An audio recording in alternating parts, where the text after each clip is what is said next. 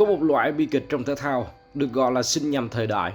Và với Liên minh huyền thoại, phần lớn những thiên tài xuất chúng bậc nhất của bộ môn này đều có chung một nỗi niềm khắc khoải. Họ phải tranh đấu trong kỷ nguyên thống trị của SKT trước kia và T1 của hiện tại. Không một ai, ngoại trừ người hâm mộ T1, có thể chấp nhận thực tại này, nhưng chỉ rất ít người trong số đó tranh đấu đến tận những giây phút cuối cùng của sự nghiệp với chấp niệm lật đổ trật tự dường như đã trở thành sự hiển nhiên. Một trong số đó chính là SMAP, Song Kyung-ho. Bạn đã từng nghe về một câu chuyện điên rồ trong quá khứ khi một tuyển thủ chuyên nghiệp từ chối việc gia nhập giải ngân hàng SKT, từ chối cái mức thù lao sẽ biến anh ta trở thành người hưởng lương cao kỷ lục thế giới ở vị trí thi đấu của mình. Gã điên đó chính là SMAP. Nhưng cũng chẳng phải ngẫu nhiên mà tuyển thủ sinh năm 95 lại chối bỏ tiền tài, danh vọng để từ chối giao kèo với nhà SKT. Chỉ đơn giản là bởi trong thâm tâm SMAP có một động lực còn lớn hơn cả kim tiền và hào quang, thứ thúc đẩy anh theo đuổi con đường lật đổ SKT T1 thay vì trở thành một trong số họ. Đó là cả một câu chuyện dài, một chấp niệm về những lần thất bại đau đớn, về những khoảnh khắc đi vào lịch sử và phần nào đó là bởi cái tôi sâu thẳm trong thâm tâm của tuyển thủ này. Một kẻ từ đáy xã hội vươn mình trở thành ngôi sao số 1, một kẻ sinh ra là để thách thức vương quyền, chứ không phải để khuất phục trước nó. Câu chuyện về Song Kyung-ho không bắt đầu như một cuộc đối đầu định mệnh giữa hai vị vua. Anh không phải là một thiên tài được định sẵn để đối đầu với Faker hay SKT. Ngược lại, SMAP xuất thân từ tầng lớp tận cùng của liên minh chuyên nghiệp Hàn Quốc. Khi còn khoác áo Incredible Miracle, anh từng bị cộng đồng xem là một trong những người đi đường trên tệ nhất, một gánh nặng thật sự. Mọi thứ cũng chẳng khác khẩm hơn trong những ngày đầu anh gia nhập GE Tiger, tiền thân của ROX. Truyền thông Hàn Quốc thậm chí đã dành cho SMAP một giải thưởng đậm chất mỉa mai, thùng rác vàng của Liên minh Hàn Quốc năm 2014. Sự tương phản giữa một SMAP khởi đầu từ vực thẳm và một SKT ngự trị đỉnh cao danh vọng đã tạo nên một câu chuyện về David và Goliath kinh điển. Đây không phải là cuộc chiến giữa hai thế lực ngang bằng, mà là hành trình của một kẻ bị ruồng bỏ, vươn lên từ đống tro tàn để thách thức một vị thần. Chính nguồn gốc khiêm tốn đó đã gieo mầm cho sự đồng cảm và tình yêu mà người hâm mộ dành cho anh sau này, biến cuộc đối đầu này vượt ra ngoài khuôn khổ của một trận đấu. Nó trở thành một bản hùng ca về ý chí vượt qua số phận, về nỗ lực không ngừng để định hình lại di sản của chính mình. Từ một trò cười trở thành một ứng cử viên cho danh hiệu người chơi đường trên xuất sắc nhất thế giới. Hành trình của SMAP là một lời khẳng định đầy cảm hứng trong thể thao.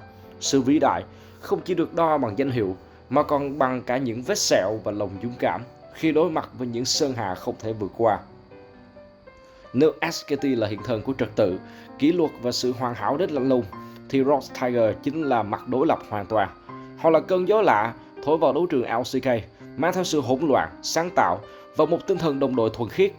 Đội hình của ROX được tập hợp từ những mảnh ghép không hoàn hảo, những tuyển thủ bị xem là hàng thải hoặc chưa bao giờ đạt đến đỉnh cao ở đội tuyển cũ. Họ đến với nhau không phải vì danh tiếng hay tiền bạc, mà đơn giản họ là bạn và muốn được chơi cùng nhau.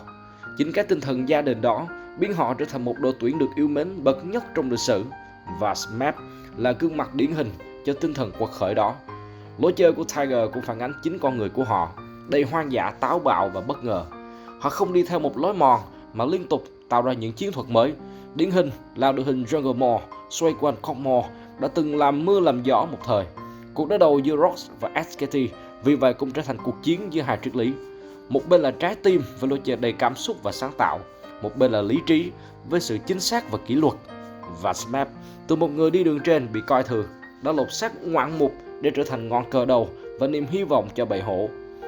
Chung kết thế giới 2015 là lần đầu tiên SMAP và bầy hổ đối mặt với SKT ở vũ đài chuyên nghiệp lớn nhất. Họ bước vào trận đấu với tư cách là kẻ chiếu dưới, nhưng mang theo khát khao lật đổ sự thống trị của người đồng hương. Nhưng rồi, không có một câu chuyện cổ tích nào cả. Kết quả cuối cùng đầy nghiệt ngã là thất bại 1-3 dành cho Tigers. Trong suốt loạt trận, SMAP đã chứng minh sự tiến bộ vượt bậc của mình.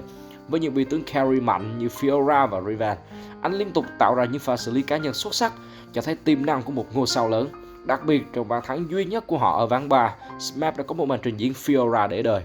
Anh một mình cân hai thành viên SKT dưới trụ đối phương, tạo ra một bước ngoặt quan trọng và giữ lại hy vọng cho cả đội. Khoảnh khắc đó như một lời tuyên bố rằng anh không còn là tuyển thủ yếu kém ngày nào. Tuy nhiên, một cánh én không thể làm nên mùa xuân. Đối mặt với họ là một SKT quá toàn diện. Marine, người đi đường trên của SKT, đã có một giải đấu xuất thần và giành được MVP. Trong khi đó, ở đường giữa, Faker với Rise đã chứng tỏ đẳng cấp của một huyền thoại sống, luôn biết cách tỏa sáng trong những thời khắc quan trọng. Thất bại này với Tiger là một bài học đau đớn. Nó cho thấy sự đột biến và kỹ năng cá nhân đỉnh cao là chưa đủ để hạ gục một đế chế được xây đắp bằng nền tảng vững chắc. SKT chiến thắng không chỉ bằng những pha xử lý xuất thần, mà bằng cả một hệ thống chiến thuật chặt chẽ, bình tĩnh và bản lĩnh của những nhà vô địch. Câu hỏi được đặt ra cho Smap và đồng đội sau giải đấu chính là làm sao để sự sáng tạo và bay bổng của họ có thể chiến thắng được kỷ luật và hoàn hảo đến tàn nhẫn của SKT. Nếu World 2015 là một bài học, thì trận bán kết 2016 chính là đỉnh cao bi kịch trong câu chuyện của Smap và Rox Tiger. Cuộc đối đầu được cả thế giới công nhận là trận BO5 hay nhất lịch sử Liên minh huyền thoại, một cuộc thư hùng mà hai đội tuyển mạnh nhất thế giới thời điểm đó. Trong bối cảnh, trận đấu càng thêm phần bi tráng khi các thành viên Rox đều biết rằng đây có thể là lần cuối cùng họ được chiến đấu cùng nhau dưới một màu áo trước khi đội tuyển tan rã vì những vấn đề tài chính. Họ đã bước vào trận đấu với tất cả những gì mình có, cống hiến cho khán giả một màn trình diễn mãn nhãn của sự sáng tạo và lòng quả cảm. Gorilla đã gây chấn động toàn thế giới khi mang ra lựa chọn Miss Fortune hỗ trợ để khắc chế con bài Zira đang rất mạnh trong tay của Wolf. Đó là một nước đi không ai ngờ đến, một sự phá cách mang tính cách mạng, thể hiện trọn vẹn tinh thần của Rox Tiger, không bao giờ đi theo lối mòn. Thế nhưng, đối mặt với sự sáng tạo đó, SKT đã đáp trả bằng bản lĩnh và sự ly lợm của những huyền thoại. Sau khi bị dẫn trước 1-2, họ đã đưa ra một quyết định thay người mang tính bước ngoặt. Benji, cánh tay phải của Quỷ Vương, người đang ngồi dưới bị cho Blank, được tung vào sân. Và người anh cả của SKT đã không làm đồng đội thất vọng. Anh có một màn trình diễn để đời với Nidalee, một vị tướng anh chưa từng sử dụng trong sự nghiệp thi đấu. Và sau đó là Lee Sin ở ván 5, dập tắt mọi hy vọng của Rox Tiger. Đó là khoảnh khắc mà kinh nghiệm và sự clutch đã chiến thắng sự ngẫu hứng. Trên hết, điều giúp SKT có được thắng lợi quyết định nằm ở sự toan tính thực dụng của họ. Khi không thể tìm ra giải pháp hóa giải bộ đôi Ash Miss Fortune đường dưới, SKT đơn giản là loại bỏ chúng trong giai đoạn cấm chọn. Với nhiều người hâm mộ trung lập, đây có thể là biểu hiện của sự sợ hãi, là động thái của sự chùn bước, khiến một cuộc đối đầu mãn nhãn mất đi tính thú vị và bùng nổ. Nhưng SKT thì không quan tâm. Tính năng cấm chọn trong thi đấu sinh ra để làm gì? Chẳng phải để khắc chế đối thủ hay sao? SKT chỉ đơn giản là làm đúng luật chơi và lựa chọn phương án đơn giản nhất để đi đến chiến thắng. Với Smap, anh lại tiếp tục có thêm một bài học kinh nghiệm sâu sắc. Đối thủ của anh không còn là Top God Marine nữa mà là Duke, một tuyển thủ vốn luôn bị đánh giá là ngôi sao hạng 2, nhưng chính anh lại là chìa khóa giúp SKT hóa giải ngòi nổ nguy hiểm nhất của Rox ở đường trên. Với khả năng đi lên mẫu mực, Duke đã làm tốt nhiệm vụ không thua đường, trói chặt Smap ở khu vực nửa trên bản đồ và khiến anh không còn thi đấu một cách bùng nổ như mọi khi. Ngày mà Rox Tiger tan rã, Smap đứng trước một ngã rẽ quan trọng trong sự nghiệp. Thay vì chọn một con đường dễ dàng hơn, anh đã quyết định thực hiện một canh bạc cuối cùng, một nỗ lực tất tay để chinh phục ngọn núi SKT. Anh đến KT Roster, cùng với những ngôi sao khác như Score, Paul, Death và Mata, tạo nên một siêu đội tuyển được mong đợi bậc nhất lịch sử Hàn Quốc. Mục tiêu của họ không hề che giấu, lật đổ đế chế SKT. Chính Smap sau này cũng thừa nhận rằng anh chọn KT vì khát khao đánh bại SKT trong mình quá lớn. Áp lực đè nặng lên đôi vai của những ngôi sao KT. Họ được kỳ vọng sẽ thống trị, sẽ chấm dứt triều đại của Faker và đồng đội, nhưng thực tế lại phũ phàng hơn rất nhiều. Super Team này dù sở hữu những cá nhân xuất sắc, lại liên tục vấp ngã trong những thời khắc quyết định. Nỗi đau lớn nhất là trận chung kết mùa xuân 2017. Sau một mùa giải đầy hứa hẹn, KT đối đầu với SKT trong trận chiến cuối cùng và họ đã bị hủy diệt không thương tiếc. Thất bại trắng 0-3 không có gì bào chữa. Đó là một đòn giáng mạnh vào tâm lý của cả đội lẫn người hâm mộ. Một lời khẳng định rằng việc tập hợp những ngôi sao lại với nhau là chưa đủ để tạo nên một nhà vô địch. SKT một lần nữa cho thấy sự khác biệt về bản lĩnh và sự gắn kết của một tập thể đã cùng nhau chinh chiến qua 3 mùa giải. Phải mất hơn một năm, KT mới tìm lại được vinh quang. Họ cuối cùng cũng được nâng cao chiếc cúp vô địch LCK mùa hè 2018. Nhưng chiến thắng này lại mang một vị đắng khó tả đối với Smap. Đối thủ của họ trong trận chung kết năm đó là Griffin, một thế lực mới nổi chứ không phải là SKT. Vào thời điểm đó, đế chế SKT đang trải qua một trong những khủng hoảng tồi tệ nhất trong lịch sử và thậm chí không thể lọt vào trận chung kết. Smap đã lần thứ 2 nâng cao chức vô địch quốc nội, nhưng anh không thể đánh bại được đối thủ mà anh khao khát nhất trong cuộc đời của mình. Mục tiêu ban đầu của anh, hủy diệt SKT, đã không thể thực hiện theo cách mà anh mong muốn. Chiến thắng của KT dù vẻ vang, lại thiếu đi ý nghĩa biểu tượng trong câu chuyện của Smap. Anh đã bước lên đỉnh núi, nhưng phát hiện ra rằng kẻ thù truyền kiếp của mình đã không hiện diện ở đó.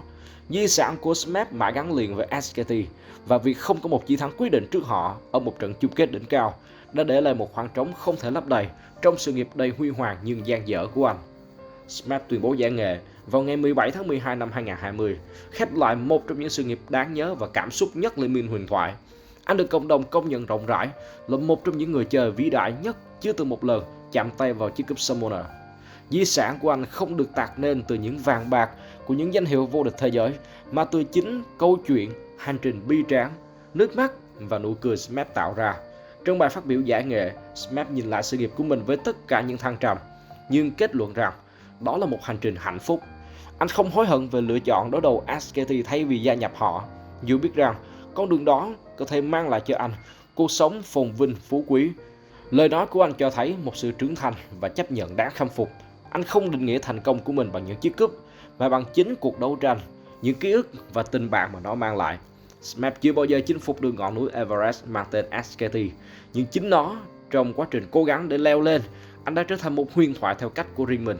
Câu chuyện của SMAP hấp dẫn không phải vì anh đã chiến thắng, mà vì anh đã dám thách thức, đã thất bại một cách đẹp đẽ và đã truyền cảm hứng cho hàng triệu người hâm mộ trên toàn thế giới.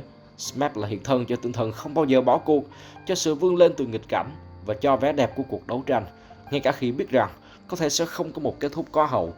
Sự nghiệp của SMAP là một minh chứng hùng hồn rằng trong thể thao, hành trình đôi khi quan trọng hơn cả đích đến. Anh có thể không phải là người chiến thắng cuối cùng, nhưng chắc chắn anh là một trong những chiến binh vĩ đại nhất.